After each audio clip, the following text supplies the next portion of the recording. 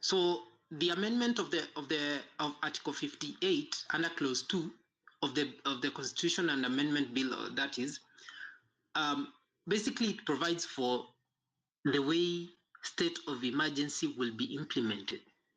Now, looking it from the lens of having the other events unfold with regard to the deployment of the KDF, you can say that the justification for that is what Senator Cherargei is saying. The justification to amend Article 58, which provides for the state of emergency, is that they want to involve the Senate and the National Assembly, both houses, in the approval of the extension of the state of emergency. Now, ladies and gentlemen, the state of emergency is not something that any state just comes up or wakes up and they declare. From all of you who are aware of history, even in Kenya and outside Kenya, 1954, when the state of emergency is declared, basically it creates a certain sense of unsafety for the average citizen. You're not safe because the military is out there. And the way the military is trained, it's not trained to be dealing with the regular citizens. Those people are trained to deal with another army. They are trained to deal with people who are armed just like them, highly trained just like them, and who are thinking on military or war terms. So basically, human rights tend to suffer the most when it comes to the implementation of the state of emergency in any country. Okay? Now, we have seen the abuse of the state of emergency powers. Around 26th of June, was it at night, when the former Cabinet Secretary for Defense had put out the Gazette notice that had basically disclosing that the KDF have now been put out in your streets to try and deal with the certain the protest. Basically, they were the KDF in this case were deployed unlawfully. That's why LSK went to court to challenge their deployment. Subsequently, that morning, there was a special sitting of the National Assembly, of which I don't know, or maybe you, Ellie, or anyone here saw the sitting, members of parliament debating on whether they should release the army on the streets. I never saw it. All I know, I saw the notice that the special sitting has happened, the National Assembly has allowed the KDF. So basically, the Gazette notice has been formalized. When you see certain things like that happen in a democratic country, the first thing you raise is a red flag.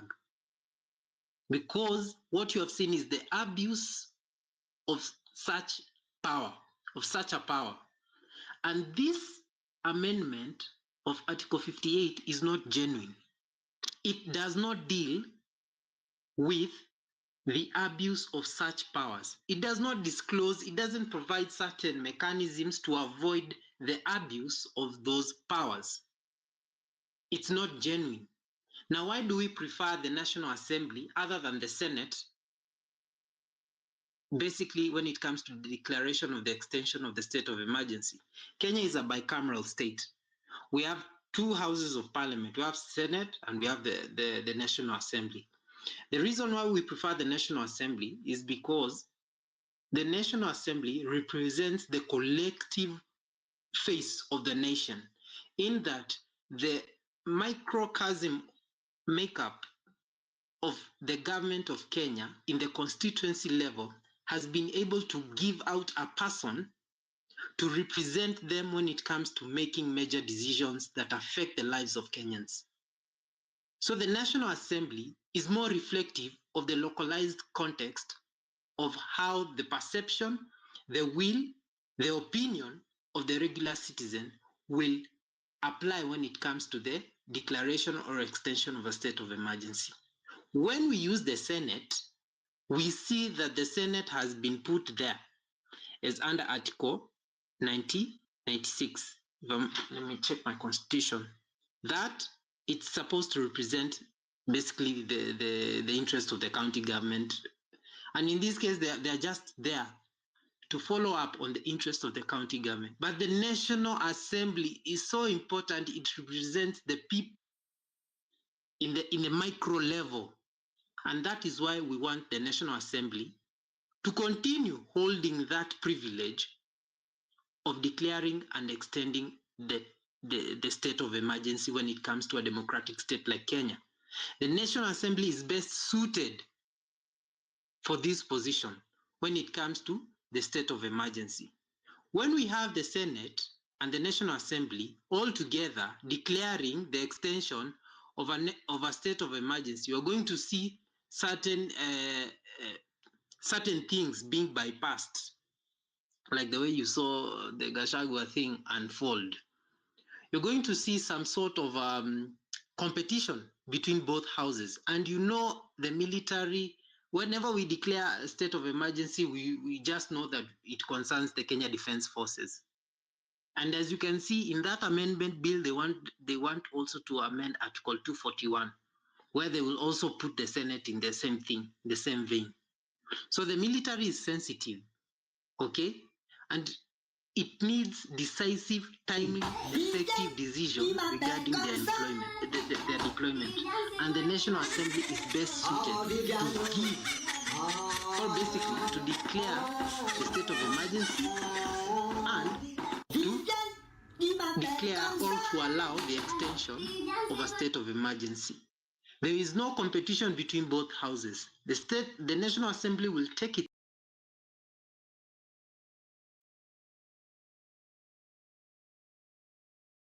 Hapa na pale na pale tukae kwa hiyo line.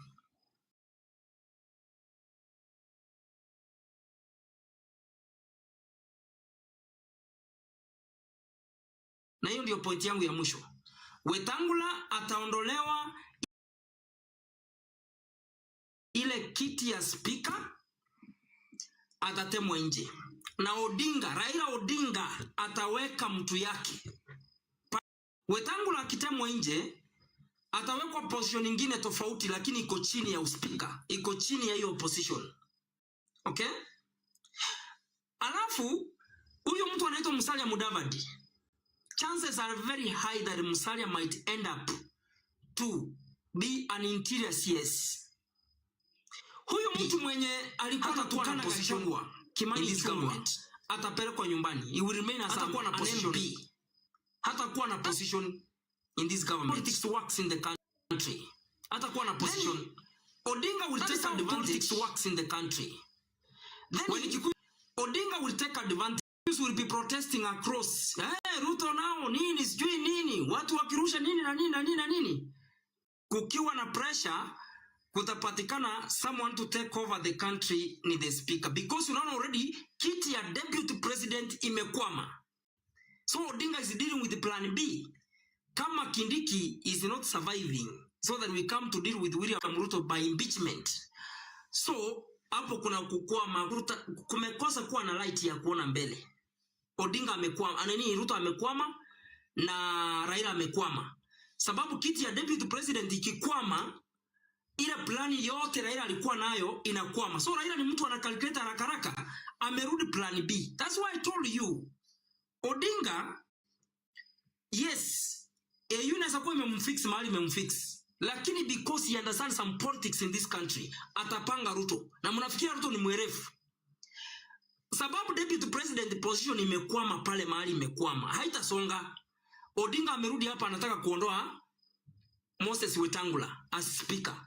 Aleta Otienda Amolo amweke pale as speaker. Wakiondoka Wetangula atupwe kama kiti ya foreign affairs. Najua that is a demotion. That is a demotion.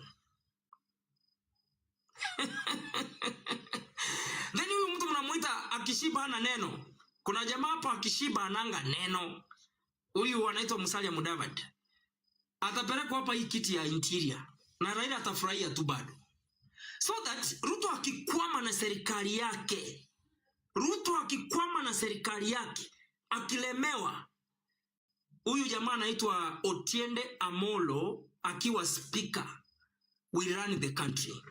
Nimemaliza yangu hapo. Nyinyi fikiria kama ni theory inaongea.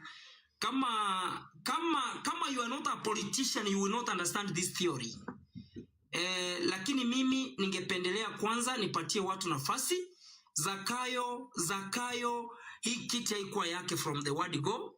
Alinyang'anya hii kiti yule mzee, na ndio sababu hiyo kiti ameshindwa kumeza, imekwama hapa kwa roho. Ameshindwa kupanga serikali, ameshindwa kupanga maendeleo, ameshindwa kupeana direction. Inchi imemshinda, anasimama kama president, anaanza kupeana directives to the court, etiquettes zizungumzwe kwa high court, ipelekwe kwa supreme court. You fail to understand. William, are you the president? Ruto is behaving like an Eldoret member of Eldoret, not MP, not as president. Let me start with the Felix. Ninawapatia nafasi in the order yenye mmeingia hapa juu. Let me just read this name. Anajiita Felix Kiprotich. Karibu.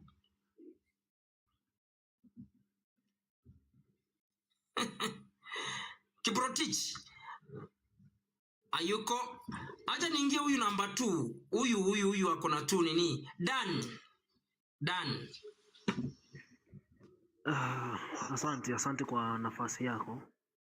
Nadhani kuna mambo mingi ambayo umeongea ya busara sana, na ni mambo ambayo yanafaa kuzingatiwa na Wakenya wote, sababu ukiangalia hii serikali ya saa hii ni serikali ambayo inajitafutia yenyewe, si kwamba ni serikali inatafutia mwananchi. Unajua mwananchi unafaa kuchangia pakubwa, lakini sasa inaonyesha kwamba hata kama tunachangia sisi wananchi pakubwa, wao ndio wanafaidika zaidi yetu. Yani sisi tunafaa kufaidika sana, lakini wao wanafaidika zaidi yetu. So mimi nataka kuongelelea vitu kama 3 ambazo umeongea hapo. Point ya kwanza umeongelelea about IBC, alafu hiyo term limit, na hiyo mambo ya nimesikia ya nani anaitwaje huyu mwenye anataka kuondolewa hiyo kiti yake, Musalia Wetangula. Wetangula. So unajua IBC, unajua wabunge wote hakuna mbunge hata mmoja mwenye ako ndani anataka hiyo IBC itengenezwe.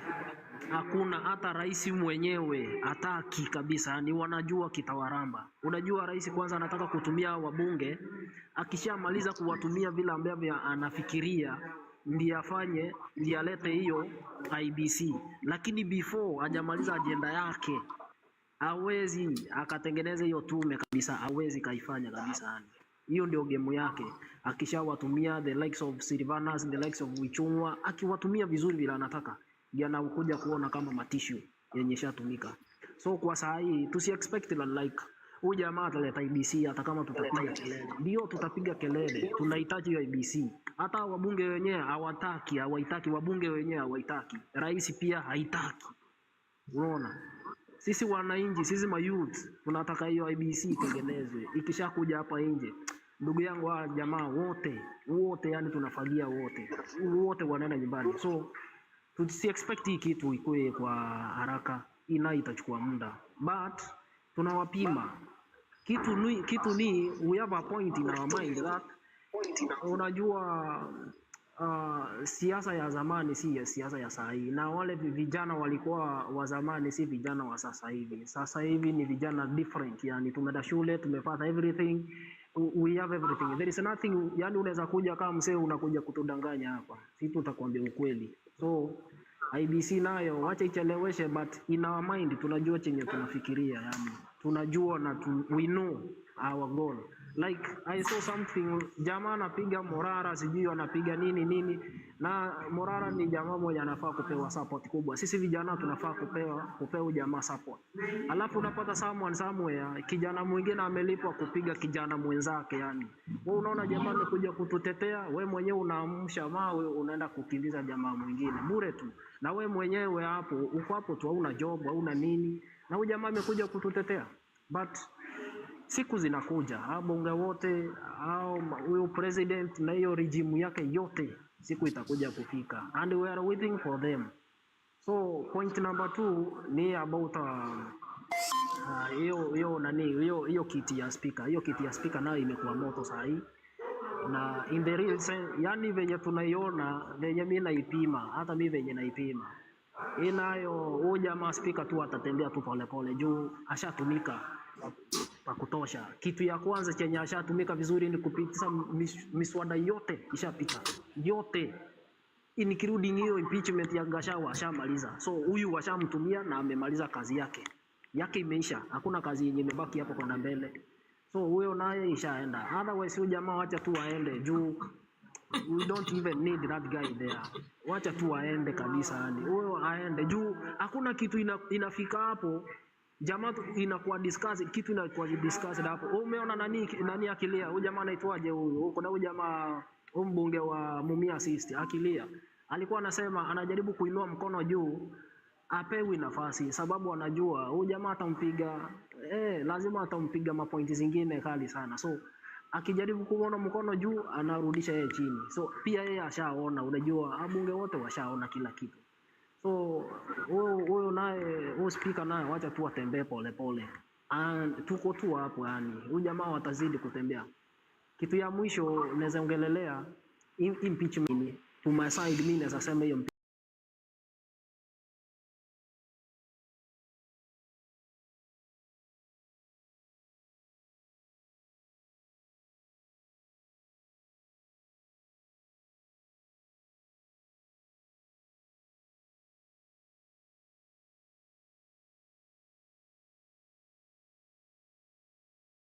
kuomboka kila kitu. We don't know, yani hao jamaa wote including Ruto, hiyo sijui mambo na term limit kila kitu waende wakienda. In fact those term limit inafaa kureduciwa kutoka 5 ikuje 4. Hatutaki kitu iende beyond hapo, waje ikuwe 4 basi. Kama kuna gumzo saa hii tunafaa kupiga mtaani saa hii, ni tuseme hii kitu ikuwe 4 years peke yake. But hii kitu yenye mnakuja kutuletea hapa somebody Cheregai sijui nini, unakuja kutuambia sijui tuongeze 7 years. For the last 2 years, hebu niambie hata choo ya government president amejenga choo peke yake. Hatutaki barabara sijui nini. Choo. Unaweza sema hii choo ni rais amejenga ama national government imejenga hii choo. Hakuna kitu hata kimoja, ni kutenga, kuteua. Yaani ukiuliza msee yote saa hii watakwambia mama sijui ni hasala fund, usijui unakuja kutuambia mbolea yenyewe imekuja sijui ni mafia punda ndio umetuletea. Unakuja kuoa wakulima instead ya kuinua huo ukulima iende juu. Umeleta mafia punda kuja kupea mkulima mwenyewe analia na complain. Wakulima wengi waliserve on this because even they were not even refunded back their money. Hakuna kitu yenye walikuwa compensated about. Lakini imekuja hivi kitu imeenda hivyo na imeisha. But these people we are watching on them very keenly. Tunawatch kabisa. 2027 haiko mbali. And some point watu wanasema 2027 hata itafika. Kwa baadhi ya wabunge wengine kuna watu wenye 27 years ifika. Dani nimesikia